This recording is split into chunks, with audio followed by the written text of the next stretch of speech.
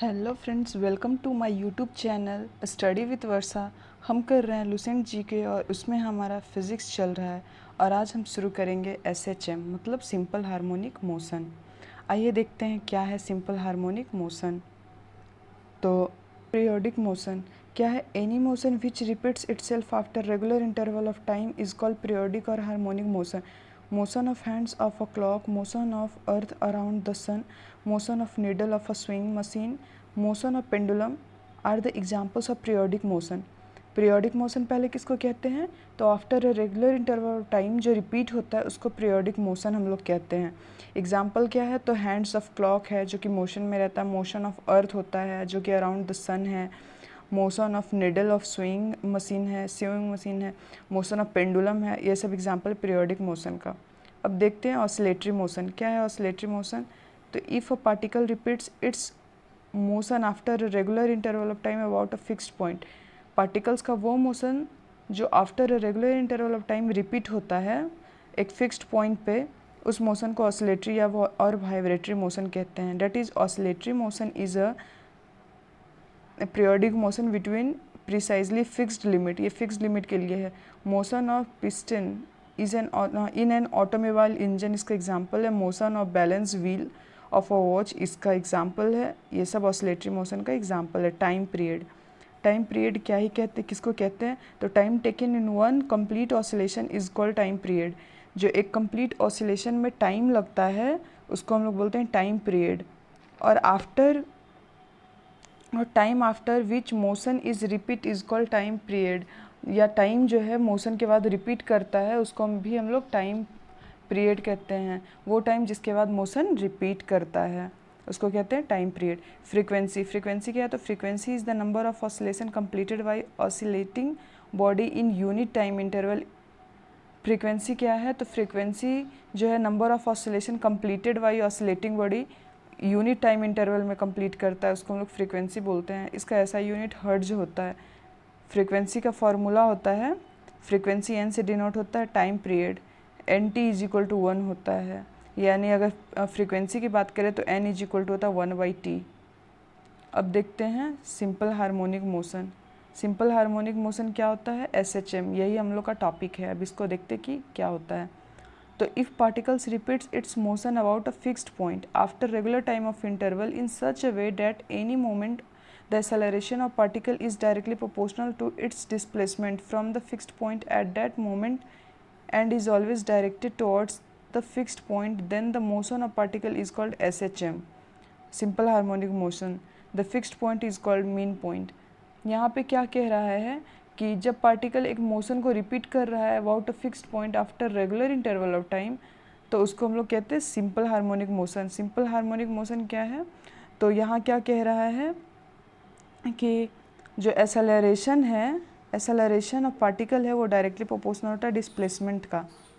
और यहाँ पे यहाँ हम लोग देखते हैं characteristics of SHM when particle executing SHM passing through mean position. एक यहाँ पे बॉब, यहाँ पे एक पॉइंट है, यहाँ एक बॉब ले लिए। ये बॉब जो है ये यहाँ पे, ये बॉब यहाँ मीन पोजीशन पे है, मीन पोजीशन पे, ये यहाँ एक्सट्रीम पोजीशन पे है। मीन जो है हमेशा इक्विलिब्रियम पोजीशन में रहता है। इक्विलिब्रियम पोजीशन में ये यहाँ से जाएगा, यहाँ जाएगा, फिर यहाँ से वापस आएगा, ये तब कंप्लीट ऑसिलेशन होगा। क्या कह रहा है? मीन पोजीशन, इस पोजीशन की बात कर रहा है कि फर्स्ट क्या कहता है कि no force acts on the particle. इस बॉब पे यहाँ पे कोई फोर्स एक्ट नहीं कर रहा है। फिर acceleration of particle is zero, यहाँ पे जो एसेलरेशन ऑफ पार्टिकल है वो भी ज़ीरो होगा। थर्ड में वेलोसिटी यहाँ पे मैक्सिमम होगा। उसके फोर्थ में कहता है काइनेटिक एनर्जी, काइनेटिक एनर्जी क्या होता है? तो हाफ mv², ये भी यहाँ पे मैक्सिमम होगा, सबसे ज़्यादा यही मीन पोजीशन पे ही होगा। फिफ्थ कह रहा है potential of energy zero, potential of energy जो है पोटेंशियल एनर्जी यहाँ पे जीरो होगा, वहीं काइनेटिक एनर्जी यहाँ पे मैक्सिमम होगा। आगे देखते हैं क्या कह रहा है कि ये तो मीन पोजीशन की बात थी। आगे देखते हैं क्या कह रहा है। यहाँ कह रहा है कि व्हेन पार्टिकल एग्जीक्यूटिंग एसएचएम, जब एग्जीक्यूट कर रहा है एसएचएम तो एक्सट्रीम पोजीशन एक्सट्रीम इंड यहाँ पे की बात कर रही है और यहाँ एक्सट्रीम इंड की बात करिए, क्या होगा? फर्स्ट में acceleration of particle is maximum, यहाँ पे एसेलरेशन जो है वो मैक्सिमम होगी। Restoring force acting on particle is maximum, यहाँ पे जो रिस्टोरिंग फोर्स होगा, रिस्टोरिंग फोर्स होगा वो भी यहाँ पे मैक्सिमम होगा। थर्ड में कह रहा है velocity of particle is zero, यहाँ पे वेलोसिटी v जो है वो जीरो हो जाएगा। काइनेटिक एनर्जी यहाँ जीरो होगा, वही मीन पोजीशन पे मैक्सिमम होगा। पोटेंशियल एनर्जी यहाँ मैक्सिमम होगा और काइनेटिक एनर्जी यहाँ पे पोटेंशियल मैक्सिमम होगा, यहाँ पोटेंशियल जीरो हो जाता है। सिंपल पेंडुलम, अभी तो हम लोग वो बताए वही चीज़ है कि if a point is suspended from fixed support with the help of massless and inextensible string, the arrangement is called simple pendulum. The above the ideal definition, practically a simple pendulum is made of suspending a small ball called bob fixed support with the help of light string. If a bob simple pendulum is slightly displaced from its mean position and released, its oscillation simple harmonic taken from one complete oscillation given as t is equal to 2 pi under root 1 l by g, where l is effective length of pendulum and g is the acceleration due to gravity. Simple pendulum वही जो अभी हम ये बताए, अभी जो हम ये बताए यही चीज़ सिंपल पेंडुलम की बात कर रहा है कि उसको एक बॉब है उसको लटकाया गया है जो कि मेन पोजीशन में इक्विलिब्रियम यहाँ पे रहता है और यहाँ पे एक्सट्रीम पोजीशन है वो कंप्लीट ऑसिलेशन करता है, वही चीज़ है। दैट्स ऑल, यहाँ पे यही टॉपिक ऐसे चल इतना ही कह रहा है। और अब वेव है, वेव को देखते हैं वेव क्या कह रहा है। Wave is a disturbance which propagates energy from one place to other without the transport of matter. क्या कह रहा है, वेव डिस्टर्बेंस होती है जिससे एनर्जी प्रोपेगेट होती है एक जगह से दूसरे जगह तक, इसमें मैटर प्रोपेगेट नहीं होती है। Wave are broadly of two types, mechanical wave और नॉन मैकेनिकल वेव होता है। मैकेनिकल वेव क्या होता है, तो mechanical wave the wave which require material medium, liquid solid gas उसको चाहिए for their propagation is called mechanical wave और इलास्टिक वेव। क्या कह रहा है, मैकेनिकल वेव को प्रोपेगेट होने के लिए एक प्रॉपर मटेरियल मीडियम जो कि सॉलिड लिक्विड गैस कोई भी हो सकता है की ज़रूरत होती है, उसको हम लोग मैकेनिकल वेव कहते हैं। मैकेनिकल वेव भी दो तरह का होता है, टू टाइप्स का होता है, एक लॉन्गिट्यूडनल एक होता है ट्रांसवर्स। लॉन्गिट्यूडनल क्या है देखते हैं कि if the particle of medium vibrate in the direction of propagation of wave the wave is called longitudinal wave. क्या कहेगा, वेव की प्रोपगेशन के डायरेक्शन में ही जो लॉन्गिट्यूडनल वेव होती है वो ट्रैवल करती है। इसका एग्जांपल क्या है, तो वेव ऑन स्प्रिंग्स और sound wave in the air are example of longitudinal wave होता है। उसके ट्रांसवर्स वेव क्या है, तो if the particle of medium vibrate perpendicular to the direction of propagation of wave the wave is called transverse wave. Wave के propagation के direction में, मतलब वेव के प्रोपगेशन के परपेंडिकुलर जो होता है डायरेक्शन के उसमें ट्रैवल करती है, उसको हम लोग कहते हैं ट्रांसवर्स वेव। इसका क्या एग्जांपल है, तो इसका भी है waves of strings under tension में होगा, और ये स्ट्रिंग के टेंशन को जो वेव उसमें होता है उसको हम लोग बोलते हैं transverse wave. Wave on surface of water पे जो होता है उसको हम लोग ट्रांसवर्स वेव बोलते हैं। Wave produced by moving motor boat on the surface of water is both transverse as well as longitudinal. Wave जो प्रोड्यूस होगा मूविंग मोटर बोट पे उसमें दोनों होता है, surface of water is both transverse as well as longitudinal. जब हम एक पानी रहता है उसमें जब हम पत्थर मारते हैं तो दोनों वेव उसमें प्रोड्यूस होता है, ऊपर के जो रहता है सरफेस पे वो रहता है ट्रांसवर्स वेव और नीचे जो रहता है जो नीचे हो रही होती है उसको हम लोग बोलते हैं लॉन्गिट्यूडनल वेव। अब देखते हैं नॉन मैकेनिकल वेव और इलेक्ट्रोमैग्नेटिक वेव्स क्या है।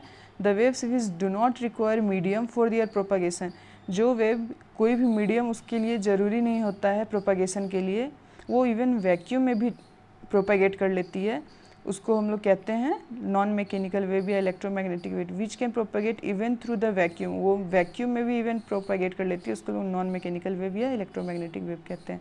एग्जाम्पल लाइट है, हीट एनर्जी है, are the example of non mechanical wave होता है। In fact all the electromagnetic waves are non mechanical, जितना भी इलेक्ट्रोमैग्नेटिक वेव्स होगा वो नॉन मैकेनिकल होगा। नेक्स्ट पॉइंट क्या कहते हैं, all the electromagnetic waves consist of photon, ये फोटोन पे बेस्ड होता है। फिर क्या कहता है, the wavelength range of electromagnetic wave is 10⁻14 to 10⁻4 metre, 10⁻14 metre to 10⁻4 metre के बीच में जो इलेक्ट्रोमैग्नेटिक वेव लाई करेगा जिसका वेवलेंथ रेंज लाई करेगा वो इलेक्ट्रोमैग्नेटिक वेव कहलाएगा। प्रॉपर्टीज़ देखते हैं इलेक्ट्रोमैग्नेटिक वेव का क्या प्रॉपर्टीज़ है। फर्स्ट है दे आर न्यूट्रल, वो अनचार्ज्ड होगा। They propagate as transverse wave, वो ट्रांसवर्स वेव में प्रोपागेट करेगा। They are propagate in the velocity of light, जितनी वेलोसिटी से लाइट ट्रैवल करती है उतनी वेलोसिटी से ही इलेक्ट्रोमैग्नेटिक वेव भी ट्रैवल करती है। फोर्थ में they contain energy and momentum, ये एनर्जी और मोमेंटम भी कंटेन करता है। फिफ्थ में कहता है their concept was introduced bye Maxwell, ये कंसेप्ट को मैक्सवेल दिए हैं। Following waves are not electromagnetic, cathode ray, canal ray, alpha ray, beta रे।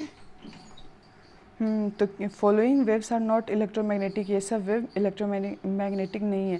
Cathode ray, canal ray, alpha ray, beta रे, साउंड वेव्स, अल्ट्रासोनिक वेव्स, ये सब electromagnetic waves नहीं हैं। आइए देखते हैं चार्ट को कि इलेक्ट्रोमैग्नेटिक वेव्स दे रखा है, ये डिस्कवरर है, ये वेवलेंथ रेंज है और ये फ्रीक्वेंसी रेंज है।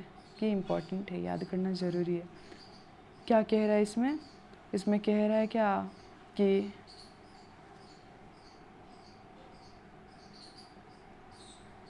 इसमें चार्ट में यही बता रहा है कि यहाँ पे ये गामा रेज है, तो उसको हेनरी बेक्वेरेल इसका डिस्कवर किया 10⁻14 to 10⁻10 है इसका वेवलेंथ रेंज, और 10 to 20 to 10⁻18 है इसका फ्रीक्वेंसी रेंज। यहाँ पे है एक्स रेज, तो वो डब्ल्यू रॉन्गटन किए हैं उसका डिस्कवर, और 10⁻8 to 10⁻10 to 10⁻8 है, और इसका फ्रीक्वेंसी 18 to 16 है, 10⁻18 to 16 है। यूवी रेज रिटर इसका वो किए हैं डिस्कवर किए हैं 10⁻8 to 10⁻7 है सॉरी, और 10⁻16 to 10⁻14 है। विजिबल रेडिएशन न्यूटन इसका खोज किए हैं, इसका ये फ्रीक्वेंसी इसका वेवलेंथ रेंज ये है, फ्रीक्वेंसी रेंज दे रखा है 10⁻14 to 12, ऐसे ही सारा है। अब देखते हैं electromagnetic wave of wavelength range 10⁻³ metre to 10⁻² metre और का माइक्रोवेव्स। इलेक्ट्रोमैग्नेटिक वेव जिसका वेवलेंथ 10⁻³ to 10⁻² के बीच में लाई करता है उसको हम लोग माइक्रोवेव्स कहते हैं।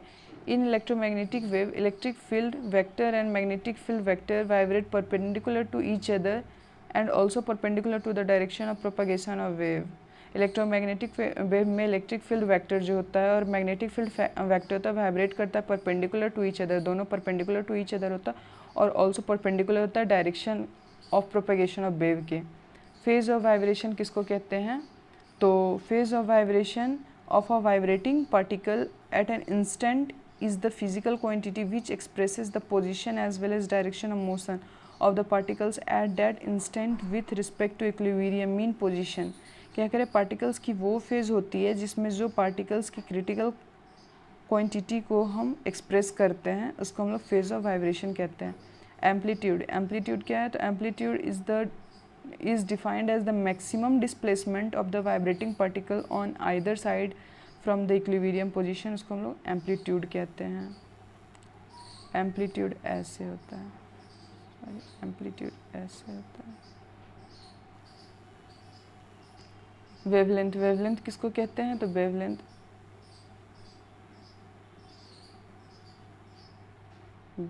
क्या है? तो यहाँ से लेकर यहाँ तक को हम लोग वेवलेंथ कहते हैं। ठीक है, वेवलेंथ क्या है? इसको लैम्डा से हम लोग डिनोट करते हैं। Wavelength is the distance between any two nearest particle of the medium vibrating in the same phase. It is denoted in by the Greek letter lambda, इसको लैम्डा से वेवलेंथ को हम लोग डिनोट करते हैं। In transverse wave distance between two consecutive crest and trough, and in longitudinal wave distance between two consecutive compression of rarefaction is equal to wavelength।